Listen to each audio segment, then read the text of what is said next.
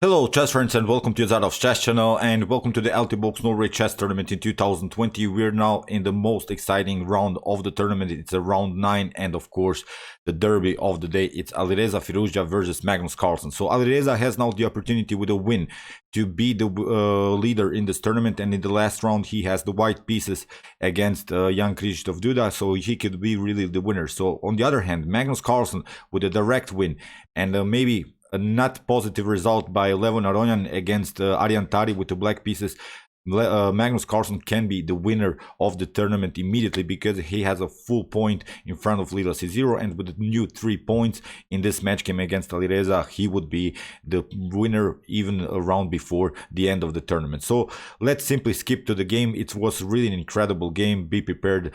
This is really incredible what happened. So knight to f3 played by Areza Firouzja. So knight to f6, g3, the late opening, we have c5, bishop to g2, and now knight to c6, castling, and now e5. So it's okay.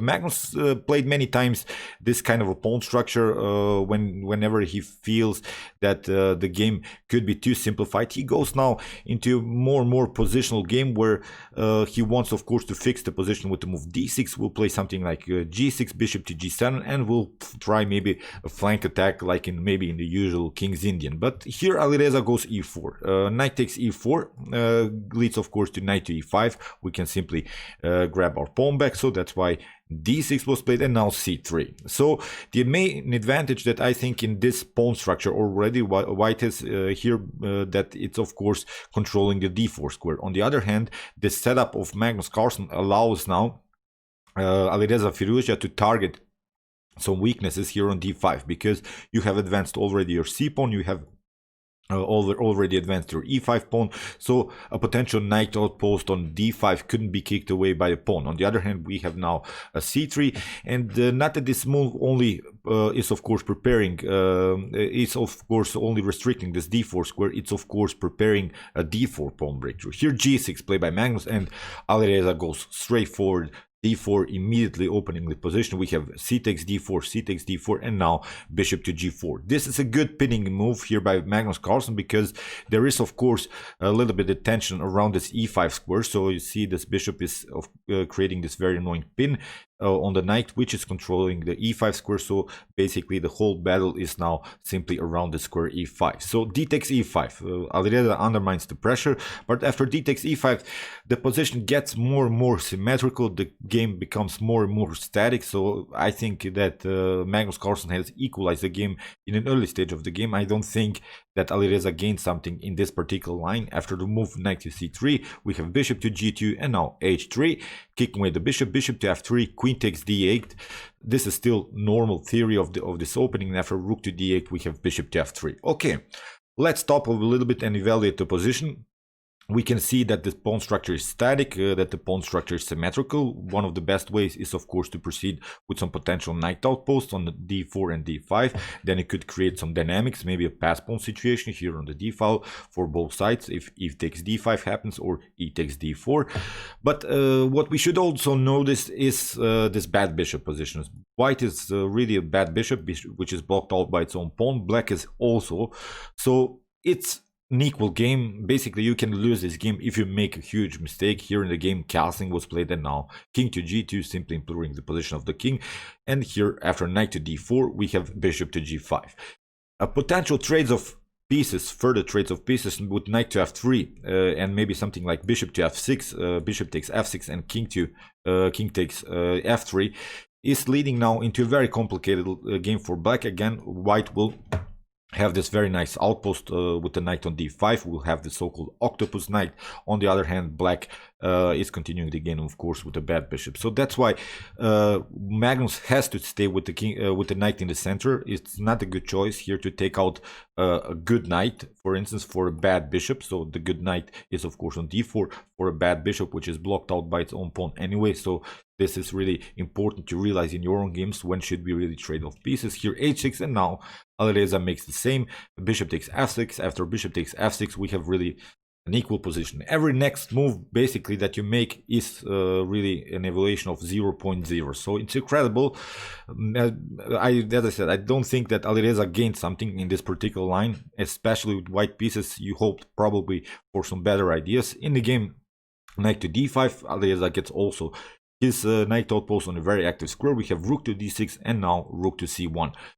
Of course, getting use of the open c file, we have bishop to d8 and now rook to d1. So far, not a problem. Magnus Carlsen has played this very active move with the bishop to d8, waiting probably for some knight moves. Again, I'm pointing out, taking out the bishop for black is not a good choice, and also for white, it wouldn't be good to go with your knight maybe somewhere here to c7. Then of course Magnus Carlsen will take out the knight immediately and will continue with his good knight in the continuation of the game. So it's really a battle now of trading of pieces, of potential trades of pieces. King to g7 was played and now knight to e3.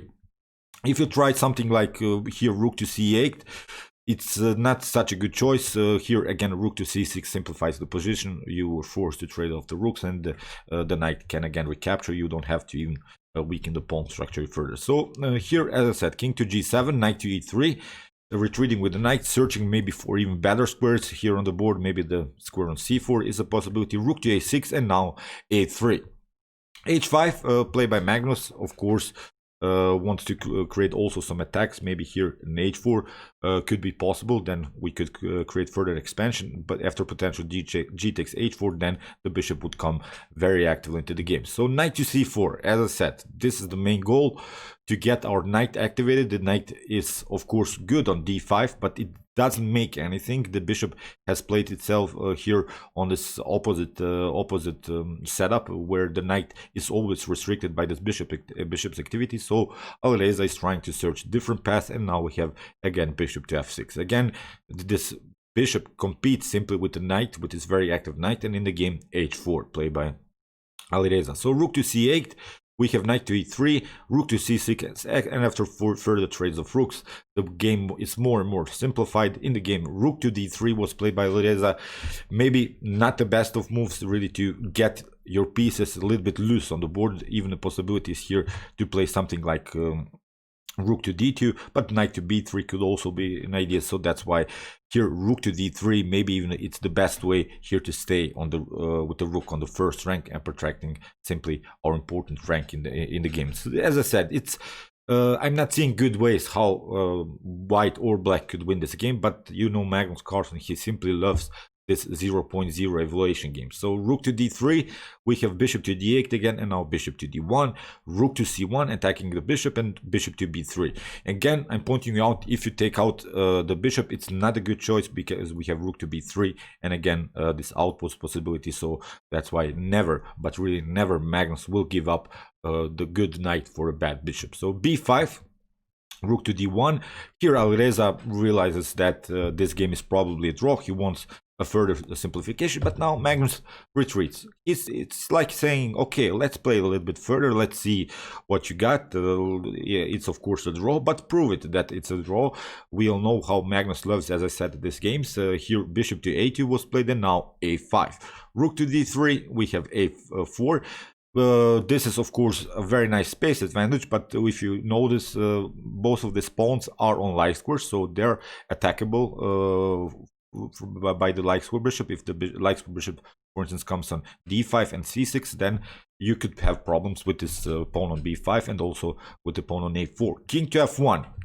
This was a risky choice now by Alireza to get the king towards the center, because you have to always take care about your pawn structure. Also, black can also create some attacks against these three pawns, which are on dark squares, which is very important now to realize. If this bishop grabs one of these pawns without protection, then it could be really a complicated game here for white. So bishop to b6.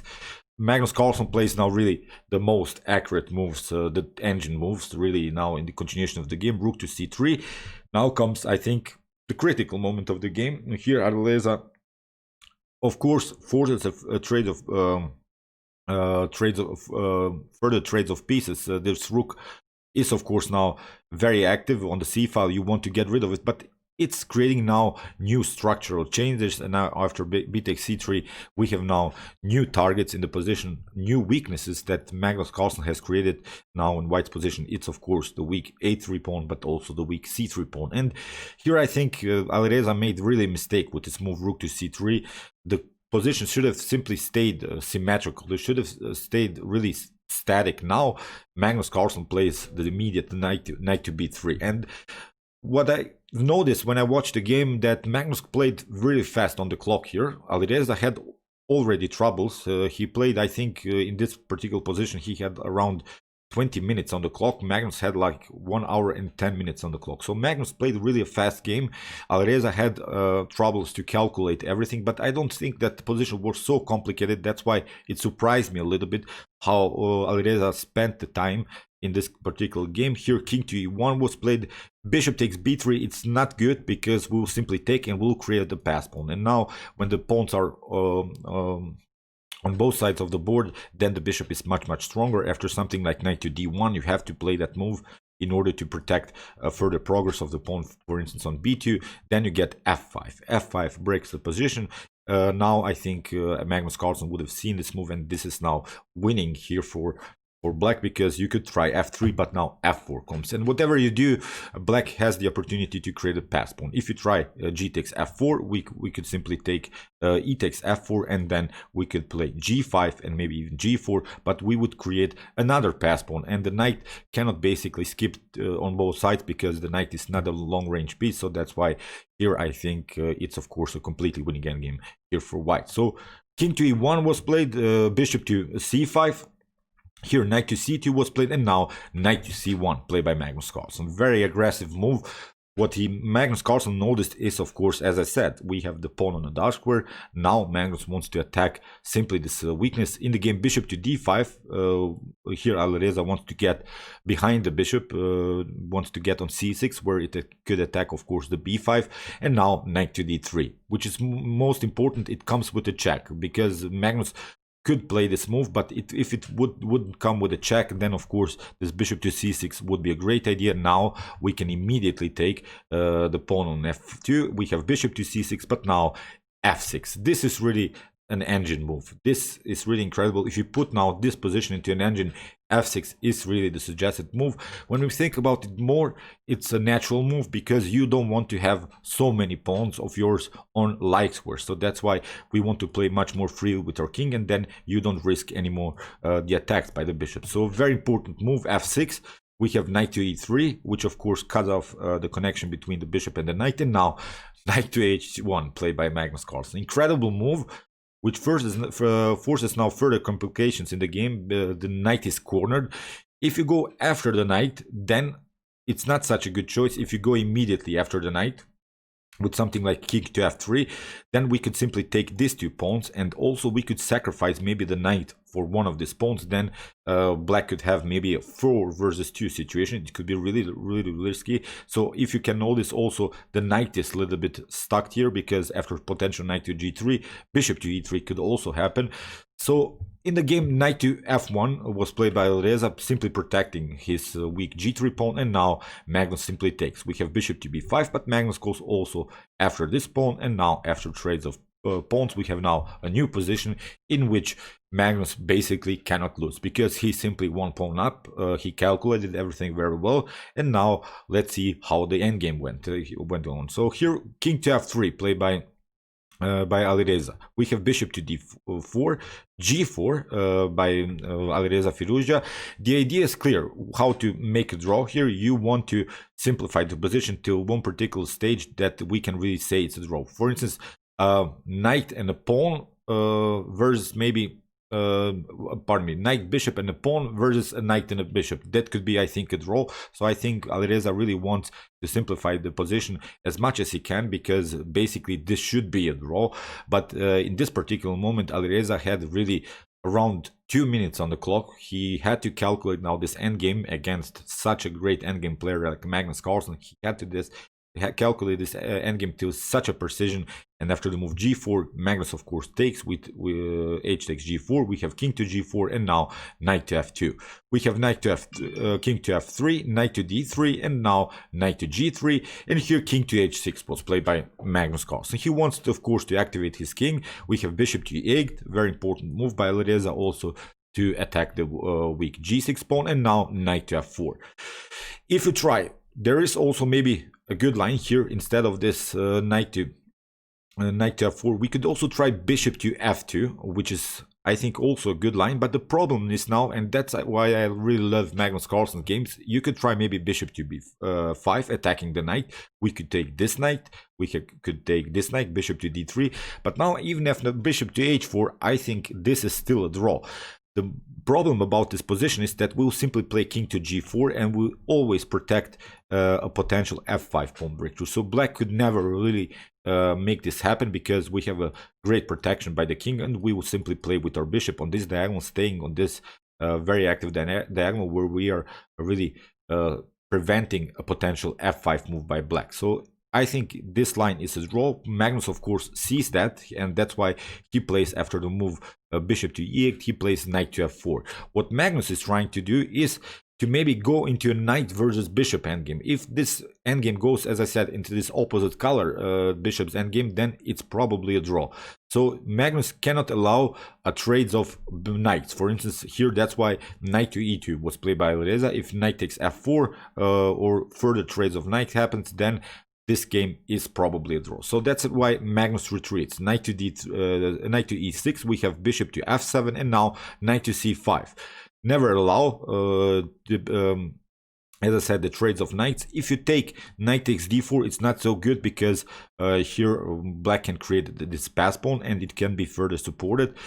Black can also create then a pass pawn here on the king side. So again, we could create two pass pawns on opposite sides. So even if you have the bishop on the board, still I think this could be problematic. So that's why taking out the bishop is not an option here for Alireza. He played again knight to g3, and now bishop to c3. What Magnus is trying to do is now to go behind the knight and simply getting rid of the knight and going into a 3 versus 2 endgame with the knight against the bishop. Then it could be maybe a winning position, but still it's a very complex and equalish endgame. So h5 played by Areza. He wants, as I said, further simplifications. We have bishop to e1, bishop takes g6, and now bishop to g3. That's what I meant. Magnus is getting rid of the knight, goes now into a knight versus bishop endgame, but with a much more healthier pawn structure. His pawn structure is perfectly fine.